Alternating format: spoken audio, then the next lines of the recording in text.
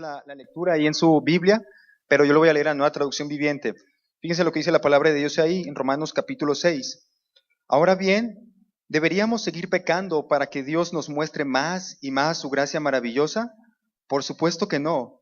Nosotros hemos muerto al pecado. Entonces, ¿cómo es posible que sigamos viviendo en pecado? ¿O acaso olvidaron que cuando fuimos unidos a Cristo Jesús en el bautismo, nos unimos a Él en su muerte?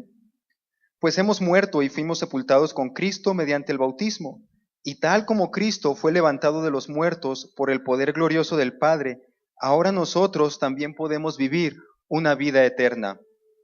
Dado que fuimos unidos a Él en su muerte, también seremos resucitados como Él. Sabemos que nuestro antiguo ser pecaminoso fue crucificado con Cristo para que el pecado perdiera su poder en nuestra vida. Ya no somos esclavos del pecado, pues cuando morimos con Cristo fuimos liberados del poder del pecado. Y dado que morimos con Cristo, sabemos que también viviremos con Él. Estamos seguros de eso porque Cristo fue levantado de los muertos y nunca más volverá a morir. La muerte ya no tiene ningún poder sobre Él. Cuando Él murió, murió una sola vez, a fin de quebrar el poder del pecado. Pero ahora que Él vive, vive para la gloria de Dios. Así también ustedes deberían considerarse muertos al poder del pecado y vivos para Dios por medio de Cristo Jesús. No permitan que el pecado controle la manera en que viven. No caigan ante los deseos pecaminosos. No dejen que ninguna parte de su cuerpo se convierta en un instrumento del mal para servir al pecado. En cambio, entréguense completamente a Dios, porque antes estaban muertos, pero ahora tienen una vida nueva. Así que usen todo su cuerpo como un instrumento para hacer lo que es correcto para la gloria de Dios. El pecado ya no es más su amo, porque ustedes ya no viven bajo las exigencias de la ley. En cambio, viven en la libertad de la gracia de Dios. Ahora bien, ¿eso significa que podemos seguir pecando porque la gracia de Dios nos ha liberado de la ley? Claro que no. ¿No se dan cuenta de que uno se convierte en esclavo de todo lo que decide obedecer? Uno puede ser esclavo del pecado, lo cual lleva a la muerte, o puede decidir obedecer a Dios, lo cual lleva a una vida recta. Antes, ustedes eran esclavos del pecado, pero gracias a Dios, ahora obedecen de todo corazón la enseñanza que les hemos dado. Ahora son libres de la esclavitud del pecado y se han hecho esclavos de la vida recta. Uso la ilustración de la esclavitud para ayudarlos a entender todo esto, porque la naturaleza humana de ustedes es débil. En el pasado, se dejaron esclavizar por la impureza y el desenfreno, lo cual los hundió aún más en el pecado. Ahora deben entregarse como esclavos a la vida recta para llegar a ser santos. Cuando eran esclavos del pecado, estaban libres de la obligación de hacer lo correcto. ¿Y cuál fue la consecuencia? Que ahora están avergonzados de las cosas que solían hacer, cosas que terminan en la condenación eterna, pero ahora quedaron libres del poder del pecado y se han hecho esclavos de Dios. Ahora hacen las cosas que llevan a la santidad y que dan como resultado la vida eterna. Pues la paga que deja el pecado es la muerte, pero el regalo que Dios da es la vida eterna por medio de Cristo Jesús, nuestro Señor. Señor bendito, te agradezco, Padre, por la oportunidad que me das de estar esta tarde aquí compartiendo tu palabra. Úsame, Señor, como un instrumento fiel, un comunicador confiable de tu palabra, Señor. Te pido que nos ayudes a ser humildes al acercarnos al texto, Señor. Que no vengamos con ninguna de nuestras presuposiciones a Él. Háblanos a través de tu palabra, Señor, y sobre todo que tu Santo Espíritu nos guíe en la correcta interpretación de tu palabra, Señor. Te lo suplicamos en Cristo Jesús. Amén. Bien, hermanos, el texto de la predicación de esta mañana está basado en Romanos capítulo 8, versículo del 1 al 2. Solamente que quise leer el capítulo 6 como un contexto para que ustedes tengan una idea de lo que está hablando aquí Pablo en estos capítulos de Romanos. Déjenme le leo lo que dice Romanos 1 y 2. Dice la palabra de Dios ahí: ahora pues ninguna condenación hay para los que están en Cristo Jesús, los que no andan conforme a la carne, sino conforme al Espíritu. Porque la ley del Espíritu de vida en Cristo Jesús me ha librado de la ley del pecado y de la muerte. Era el año alrededor del 1500. España era una potencia mundial. Conquistó y colonizó países en varios lugares del mundo, entre ellos México. En estas nuevas tierras, los españoles se establecieron con sus familias y a sus hijos, a los hijos de los españoles que nacieron aquí en México, se les llamó criollos. Los hijos de los españoles son los criollos, los mestizos son la mezcla del español con el indígena. Ahora regresamos a primaria. No, ¿verdad? A los hijos de los españoles, cuando nos conquistaron y que nacieron aquí, se les llamó criollos. Los españoles ricos controlaban el comercio y eran dueños de las minas y de las haciendas. Algunos criollos heredaban grandes fortunas, pero los que siempre tenían los mejores puestos eran los españoles. Eran los más ricos y controlaban el comercio y la política. En el 1808, el emperador francés, Napoleón Bonaparte, invadió España. Francés, Napoleón Bonaparte, todos han escuchado de Napoleón Bonaparte, si no han visto por lo menos el Chespirito haciéndole de Napoleón Bonaparte. Napoleón Bonaparte invade España en el 1808 y derroca al rey que está ahí en España y pone a su hermano, un francés, en la corona española, al frente de la corona española. Al llegar la noticia a México de que en España estaba gobernando un francés, los que estaban aquí en México dijeron, no queremos un gobernador que sea francés. Así que empezaron a hacer revueltas porque querían establecer su propio gobierno aquí, autónomo en México. Pero los españoles que vivían aquí en México no querían que los rebeldes levantaran un nuevo gobierno porque estaba en contra de sus intereses. Así que comenzaron a perseguir a los criollos que se querían rebelar. Finalmente, el 16 de septiembre de 1810, el cura Miguel Hidalgo, junto con los generales Ignacio Allende y Juan Aldama, convocó a indígenas y a campesinos del pueblo de Dolores a la rebelión. Al principio el ejército era pequeño, pero conforme fue tomando fuerza el movimiento, se unió más gente que estaba cansada de la opresión y de la esclavitud al movimiento, y de una manera que se hizo un ejército muy, muy grande, ¿verdad? La guerra se extendió por varios años. El cura Miguel Hidalgo fue asesinado. Más tarde José María Morelos y Pavón corrió con la misma suerte. Finalmente, el 27 de septiembre de 1821, Agustín de Iturbide y Vicente Guerrero, con el apoyo de la aristocracia y del clero católico en México, lograron la independencia de México del Imperio Español. Después de algunos intentos de España por reconquistar México, finalmente España reconocería la independencia de México hasta 1836. Entonces, la guerra de independencia comenzó en el 1810.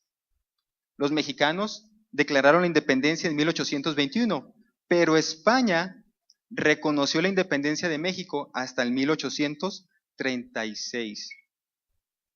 A veces pensamos que el movimiento por la independencia de México fue algo rápido. A nosotros no nos tocó vivir en esa época. Y pensamos que fue algo sencillo y algo rápido, ¿verdad? Pero pasaron 26 años desde el inicio de la independencia hasta que España reconoció la libertad de México, ¿verdad? Años difíciles para nuestro país. Nosotros no vivimos en la época. A lo mejor a algunos de aquí les tocó parte de la revolución. Yo recuerdo mi abuela, a ella le tocó ser parte de la época de la revolución. México muy difícil. Han pasado 197 años desde la independencia de México. Casi cumplimos 200 años de la independencia de México. Y podemos decir ¿realmente somos independientes? ¿Realmente podemos decir que como México somos independientes? No creo que seamos independientes todavía. Dependemos de las remesas de Estados Unidos, dependemos de la agricultura de Estados Unidos, dependemos de, nada más que no traje ahora mi celular, pero todos estos aparatos, Taiwán, China, Singapur, no los hace México. ¿Somos independientes? Han pasado casi 200 años desde la independencia de México y aún hay áreas que mejorar. Las oportunidades no son las mismas para todos. Es la verdad. Las oportunidades no son las mismas para todos, ¿verdad? La corrupción es el cáncer de México. La riqueza y el poder siguen en manos de unos pocos. Y entre esos pocos controlan el destino de nuestro país. Pero ahí le voy a parar porque si no van a decir que el 16 de septiembre del 2018 un pastor llamado Jorge Carrillo llamó al movimiento de rebelión. Un nuevo Mesías, oriundo de Tabasco, se ha hecho del poder, prometiendo que todo esto va a terminar. No puedo negar sus buenas intenciones, la verdad no lo puedo negar. El presidente electo parece que trae buenas ideas, parece que trae buenas intenciones, y sé que seguramente va a ser algo bueno por nuestro país. Pero la palabra de Dios es clara, hermanos, y nos muestra que el problema del mal está en el hombre. El apóstol Pablo nos va a decir que tenemos un cuerpo vendido, un pueblo que está esclavizado, un pueblo que está dominado por el pecado. Eso lo vamos a ver ahí en Romanos 7:14. Un cuerpo que está vendido, ¿verdad? Dominado por el pecado. Entonces surge la pregunta, ¿verdad? ¿Cómo es que nos liberamos? ¿Cómo es que nos liberamos de este cuerpo de maldad? El mismo Pablo nos va a decir unos versículos más adelante, en Romanos 8:2, que en Cristo hemos sido liberados por la ley del Espíritu, de la ley del pecado y de la muerte. ¿Se dan cuenta de esto, lo que está diciendo Pablo? En Cristo hemos sido liberados de la ley del pecado y de la muerte. Y sobre este tema, hermanos, vamos a reflexionar en esta tarde, ¿verdad? Porque luego comienzan a surgir varias cuestiones respecto a esto. Quizás la más importante es de aquellos cristianos que ya tienen varios años de creyentes y que siguen pecando. Es difícil, ¿no? Es duro tener mucho tiempo de cristianos y seguir batallando con ciertos pecados. Seguramente cuando pasa esto surgen varias preguntas dentro de nosotros, ¿verdad? ¿Por qué? ¿Cómo es que sigo siendo duro con mi esposa? ¿Cómo es que sigo siendo duro con mis hijos? ¿Cómo es que sigo mintiendo? ¿Cómo es que sigo chismeando? ¿Cómo es que sigo robando? ¿Cómo es que puedo seguir siendo envidioso? ¿Cómo es posible que sigo siendo orgulloso? ¿Cómo es posible que siga pecando, verdad? Y quizás la pregunta más dura que nos hemos hecho como creyentes, y me la he hecho yo también, es, ¿será que en realidad soy salvo? Una pregunta dura, una pregunta difícil, al batallar, ¿verdad? Y luchar con nuestro pecado. Son preguntas difíciles y duras, que si no son contestadas correctamente, fíjense bien, si no contestamos bien estas preguntas, nos puede hacer caer en dos extremos. Por un lado, nos puede hacer caer en la depresión más profunda, porque creemos que no somos salvos. Pero por otro lado, si nos vamos al otro extremo, nos puede hacer indiferentes a nuestro pecado. Decir, bueno, soy cristiano, y de todo modo voy a estar fallando todo el tiempo, así que ¿qué le hace? ¿Sí me estoy explicando?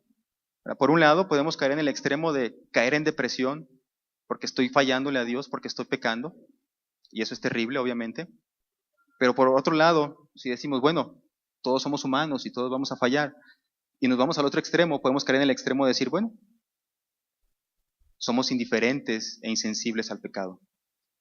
Voy a seguir pecando, sigo haciendo lo que quiera. Entonces los dos extremos son muy peligrosos en este sentido.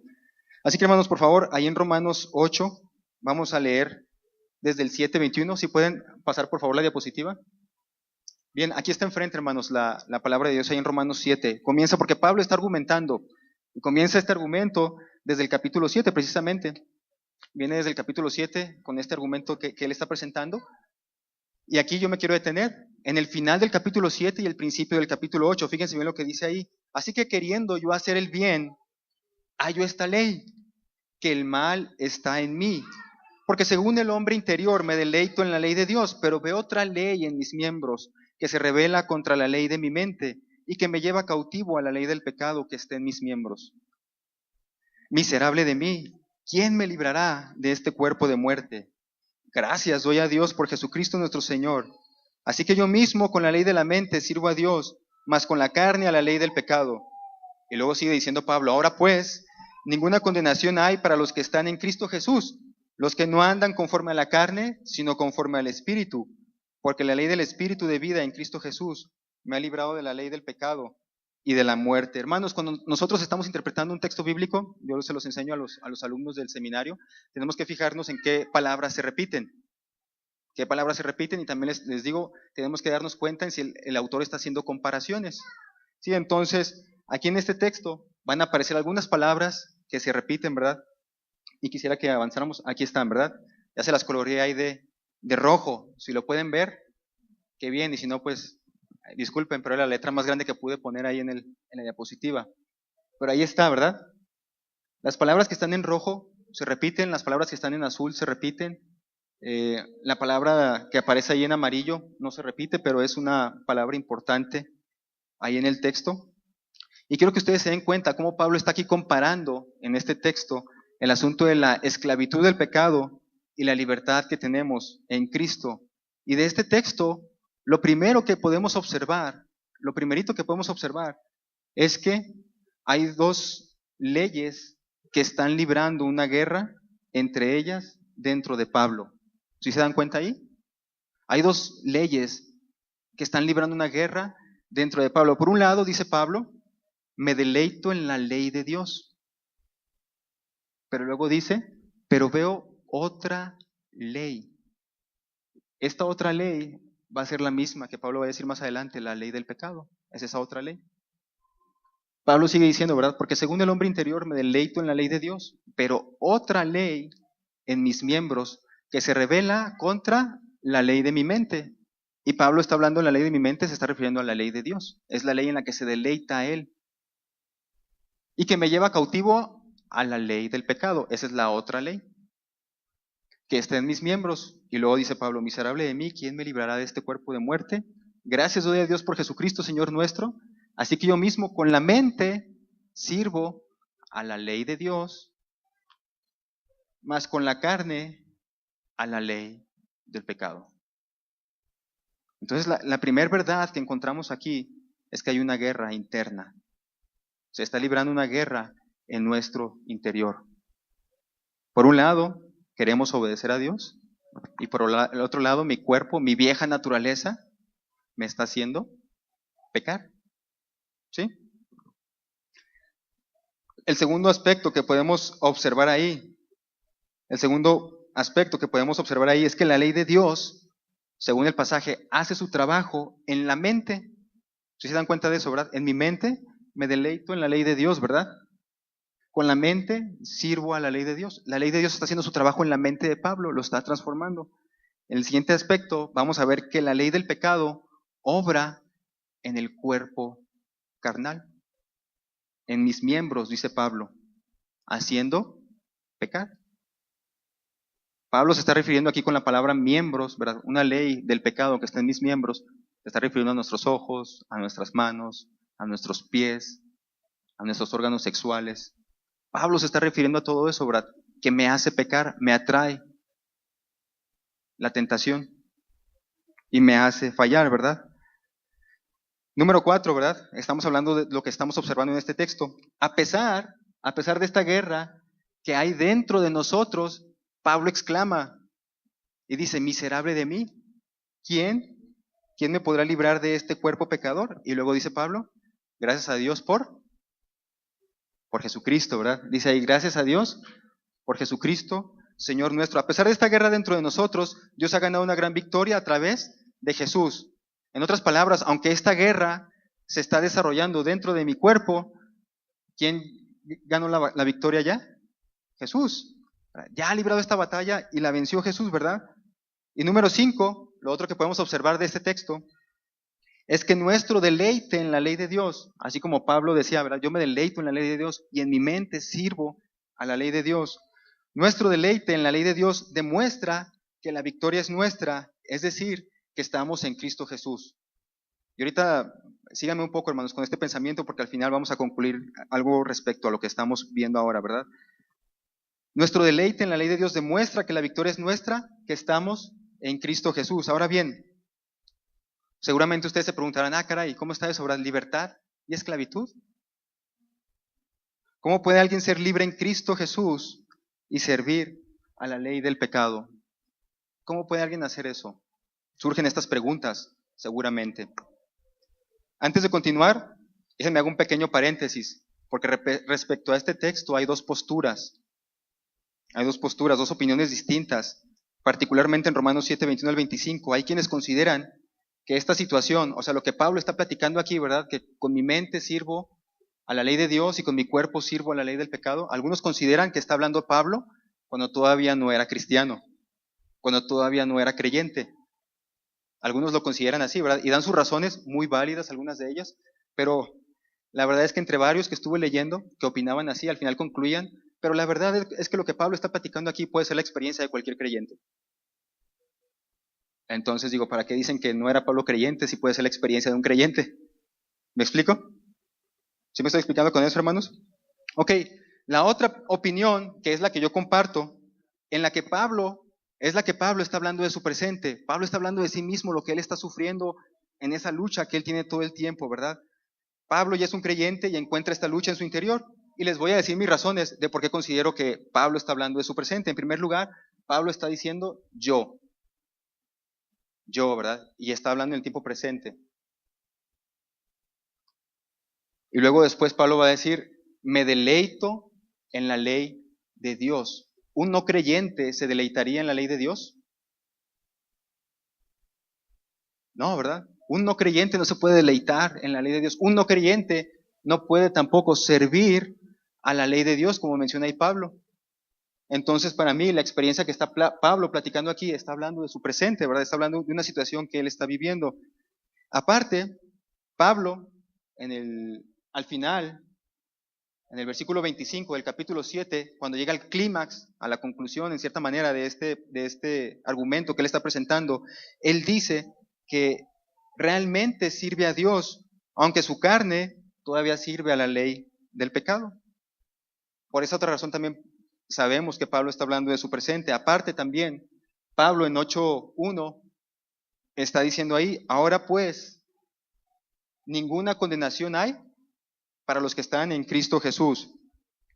En otras palabras, aquí Pablo está planteando la solución al problema que él está presentando. Dice, por un lado, yo quiero y deseo servir a Dios. Y lo hago porque lo hace bien Pablo. Dice, pero en momentos me doy cuenta que obedezco a mi cuerpo y que peco. Entonces, ¿cuál es la solución que da Pablo? Ahora pues, los que están en Cristo Jesús no tendrán condenación. ¿Cuál es la solución?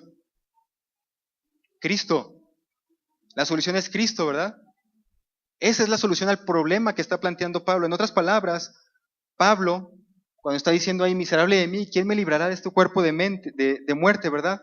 La respuesta es Cristo. Y ninguna condenación hay para quienes han puesto su fe en el sacrificio perfecto de Cristo. Cuando nos damos cuenta del problema que tenemos dos naturalezas coexistiendo en nuestro cuerpo, una vieja naturaleza y una nueva naturaleza viviendo en nosotros, tenemos que reconocer que necesitamos a Cristo para que no seamos condenados. Ninguna condenación hay para quienes han puesto su fe en el sacrificio perfecto de Cristo. En el 8:23, siguiendo para comprobar que Pablo está hablando de su presente, en el capítulo 8, versículo 23, Pablo va a decir que los creyentes gemimos, que los creyentes clamamos porque nuestro cuerpo se ha liberado del pecado y del sufrimiento. Yo puedo ver aquí en Pablo cuando está diciendo, miserable de mí, ¿quién me librará de este cuerpo pecador? Yo puedo ver a Pablo gimiendo, triste por su condición.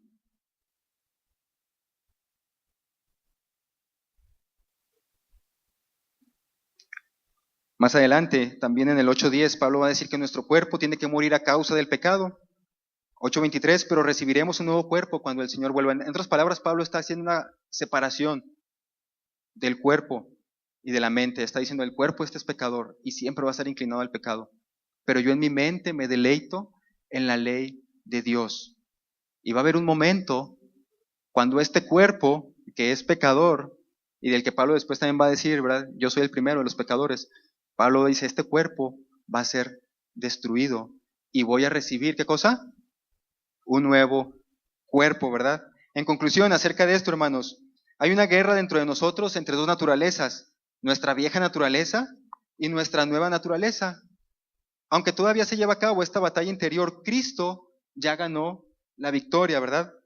Por lo que no hay condenación para nosotros, porque hemos sido declarados justos ante Dios. Entonces surge la pregunta, ¿verdad? Entonces, ¿en qué aspecto somos libres? ¿Por qué dice la Escritura que somos libres si aún seguimos fallándole a Dios, verdad? Lo leímos en el capítulo 6 y aquí en Romanos 8, ¿verdad? Dice ahí, por lo tanto, amados hermanos, no están obligados a hacer lo que su naturaleza pecaminosa los incita a hacer. El Espíritu de Dios obra en el creyente para guiarlo a obedecer a Dios. Solamente el creyente tiene al Espíritu Santo dentro de él. Y es muy simple, déjenme se lo explico así. El no creyente no tiene capacidad de decidir. siempre va a escoger el mal. Porque para él lo que está haciendo no está mal. ¿Sí me explico un poco ahí con eso? El no creyente no tiene capacidad de decidir, porque para él lo que está haciendo siempre va a estar bien, no es mal, no es malo, ¿verdad? Pero el creyente, los que sí somos salvos, los que tenemos al Espíritu de Dios en nosotros, sí tenemos la capacidad de hacer el bien o hacer el mal. Depende de la decisión que tomemos. Por eso los creyentes somos libres. Ya no estamos bajo la esclavitud del pecado. Tenemos la capacidad de decidir qué obedezco, ¿verdad? ¿Obedezco al Espíritu o obedezco a la carne? Esa es la libertad que nosotros tenemos, ¿verdad? Es por ello que debemos esforzarnos por ceder el poder de nuestras vidas a Dios, para que Él sea no solamente nuestro Salvador, sino también nuestro Señor. Y este es un proceso que es progresivo. En la medida en que entreguemos el control de nuestras vidas a Dios, será en la medida en que creceremos espiritualmente, ¿verdad? Los cristianos somos libres para escoger el bien o el mal, ¿verdad? El no creyente no tiene esa capacidad, ya les dije eso. Pero el creyente sabe lo que está mal y puede escoger evitarlo. Por eso aquí Pablo está diciendo, no están obligados, o sea, pueden, pero no están obligados. Y al contrario, los cristianos sí estamos obligados ¿a qué? A obedecer al Espíritu. A eso sí estamos obligados. Podemos desobedecer al Espíritu, pero estamos obligados a obedecerlo, ¿verdad? Es por esta razón, ¿verdad? Hay una tensión aquí que Pablo seguirá hablando acerca de ella, ¿verdad? De no ser condenados más adelante en el capítulo, porque se puede volver deprimente el asunto de luchar constantemente contra un pecado y fallar en el intento. Más adelante Pablo va a decir en Romanos 8, ¿quién acusará a los que Dios ha escogido? ¿Quién los acusará? Es una pregunta retórica, ¿verdad? Nadie. Nadie los puede acusar, porque dice Dios es el que los justifica. Y cuando Pablo dice Dios es el que los justifica, es que Dios los ha declarado justos. El veredicto del juez ha sido dado. Y cuando un juez dicta sentencia, es irrevocable. Así que cuando Pablo dice Dios es el que justifica, es que Dios ya nos ha declarado justos. La sentencia es irrevocable, somos justos. Más adelante, ¿quién condenará? Cristo Jesús es el que murió e incluso resucitó y está a la derecha de Dios e intercede por nosotros. Versículo 35 del Romanos 8. ¿Quién nos apartará del amor de Dios? ¿La tribulación o la angustia, la persecución, el hambre, la indigencia, el peligro, la violencia? Y luego dice Pablo, pues estoy convencido de que ni la muerte, ni la vida, ni los ángeles, ni los demonios, ni lo presente, ni lo porvenir, ni los poderes, ni lo alto, ni lo profundo, ni cosa alguna en toda la creación podrá apartarnos del amor de Dios, el amor que Dios nos ha manifestado en Cristo Jesús, Señor nuestro. No hay quien pueda acusar a los hijos de Dios, porque Él nos ha declarado justos. No hay quien nos pueda condenar, porque el sacrificio de Cristo nos ha liberado del poder y de la maldición del pecado. La libertad que tenemos en Cristo es tres cosas, hermanos. Es decisiva, es final y es progresiva. La libertad que tenemos es decisiva, es final y es progresiva. Es decisiva porque a través de Cristo Dios declaró el fin del dominio del pecado sobre nosotros. Eso lo dice Romanos 8:3. Es final porque sus últimas consecuencias de la libertad no dependen de mis obras, sino del veredicto que el juez ha dado y la sentencia ya está dada. ¿Sí me estoy explicando ahí? Es final, o sea, ya la libertad la tenemos, porque Cristo, Dios ya nos ha declarado justos por el sacrificio de su Hijo.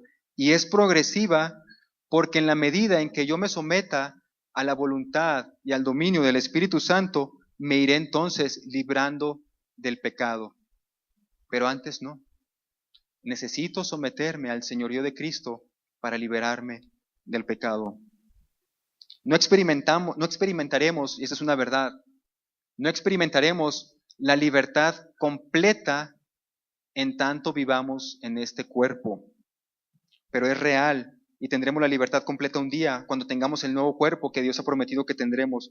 Por lo tanto, debemos esperar, dice Pablo, con paciencia y con confianza. Aquí cabe una palabra de advertencia, hermano, ya vamos a terminar. Cabe una palabra de advertencia. Eso no quiere decir que podamos estar pecando las veces que queramos. No se trata de eso. El apóstol Pablo es claro en Romanos, el capítulo que acabamos de leer, Romanos 6. Va a ser claro en otras partes de sus epístolas. Juan también, Pedro también van a ser claros en esto. El cristiano debe vivir en una lucha constante contra su pecado. Algunas veces vamos a fallar. Algunas veces vamos a salir derrotados, pero eso no significa que perdamos nuestra posición delante de Dios en ningún momento. Porque ¿quién condenará a los escogidos de Dios? Nadie. Nadie puede condenar a los escogidos de Dios. Como cristianos, tenemos que vivir en esta dualidad en lo que estamos en esta tierra. Por un lado, queremos obedecer a Dios y es nuestro deseo total, pero tenemos que también aceptar la realidad de que a veces vamos a fallar. No es una concesión para pecar, pero es la realidad. Si a mí me preguntaran, ¿un cristiano puede pecar? Yo diría, sí, un cristiano puede, pero no debe pecar. Si me volvieran a preguntar, ¿un cristiano puede volver a caer en el mismo pecado que ya había caído antes? Volvería a decir lo mismo. Sí, puede, pero no debe pecar.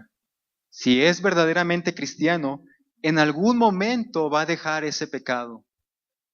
Probablemente va a tomarle tiempo, pero en algún momento va a dejar ese pecado, en la medida en que se somete a la dirección del Espíritu Santo. La naturaleza del verdadero creyente se revela en el corazón. El hecho de sentir que internamente está en esta lucha de la que está hablando Pablo. Si tú como creyente sientes esta lucha dentro de ti, en que sabes y te das cuenta que estás pecando y te duele el pecado y te avergüenzas de tu pecado y le pides perdón a Dios por tu pecado, seguramente es porque el Espíritu Santo está dentro de ti. Y si tienes el Espíritu dentro de ti, dice Pablo que esa es la garantía de nuestra salvación. Si no sientes dolor por tu pecado, si no sientes vergüenza por tu pecado, entonces ahí sí preocúpate, porque el Espíritu de Dios no está en ti. Porque el Espíritu no deja a nadie tranquilo cuando se está fallando. Cuando una persona se me acerca y me dice con sinceridad, pastor, ore por mí, ¿verdad? Es que no puedo dejar X pecado. Por favor, pastor, ore por mí. Por un lado me da tristeza, pero por el otro lado me da gusto también. Me da tristeza porque es un creyente que está siendo derrotado por su pecado. Porque es un creyente que no somete su cuerpo a la voluntad del Espíritu por completo. Está fallando en esa área, ¿verdad? Le hace falta entregarle a Dios ese pedacito de su ser para que deje de fallar en esa área. Así que me da tristeza por eso. Y seguramente también, porque cuando un cristiano peca, cae en depresiones seguramente. Si cae constantemente en el mismo pecado. Así que si una persona se me acerca y me dice a mí, ore por mí, porque este pecado, por más que lo intento, no puedo dejarlo, y puedo ver la lucha en sus ojos, sé que está sufriendo. Sé que está sufriendo por eso, ¿verdad? Porque seguramente este pecado le ha provocado depresiones, dolor, angustia, temor, dudas. Pero me da gusto porque ese clamor que él hace es un síntoma de que él se deleita en la ley de Dios. ¿Se dan cuenta? El simple hecho de pedirle a alguien más, ora por mí porque no puedo con este pecado, quiere decir que él sabe lo que es bueno y no lo está haciendo. Y entonces está luchando con ese pecado, ¿verdad? Y ninguna condenación hay para los que aman a Dios. Así que ese cristiano en realidad no me preocupa. Oro por él, pero no me preocupa, porque está luchando con su pecado. Me preocupan los otros, los que no sienten vergüenza ni remordimiento por su maldad. Esos cristianos sí me preocupan. La palabra de Dios es clara, hermanos. Dentro de nosotros hay una lucha que se está llevando a cabo. Pablo nos va a dar ideas, Pablo nos va a dar maneras de cómo podemos alimentar al Espíritu para que el Espíritu venza. Pero también tenemos que ser sensibles a la realidad. Mientras estemos en este cuerpo, vamos a estar fallando. Pero tenemos que estar luchando para alcanzar o para hacer la estatura del varón perfecto. Así que no se desanimen, hermanos, cuando encuentren pecado en su vida. Porque seguramente si encuentran y se dan cuenta de que hay pecado en su vida es porque el Espíritu Santo se los ha revelado. Más bien preocúpense cuando sientan que no han pecado. Y cuando encuentren pecado en su vida, arrepiéntanse y pídanle perdón a Dios y Dios los va a perdonar. Vamos a orar. Padre bendito, te agradezco, Señor, por tu palabra. Señor, sabemos que la lucha es grande, Señor, en ocasiones el pecado que que nos asedia, nuestra carnalidad es muy dura, Señor, y nos hace caer en dudas, caer en depresiones, caer en temores, Padre. Ayúdanos, por favor, a estar firmes en la esperanza que tú nos has dado, Señor, con la esperanza que nos has puesto dentro de nosotros, con tu Santo Espíritu. Redargúyenos, Señor, de pecado y transfórmanos en la medida de tu poder, Señor. Permítenos que te entreguemos nuestras vidas por completo y que nunca dejemos de confiar en ti, Padre. Lo ponemos en tus manos, en Cristo Jesús. Amén.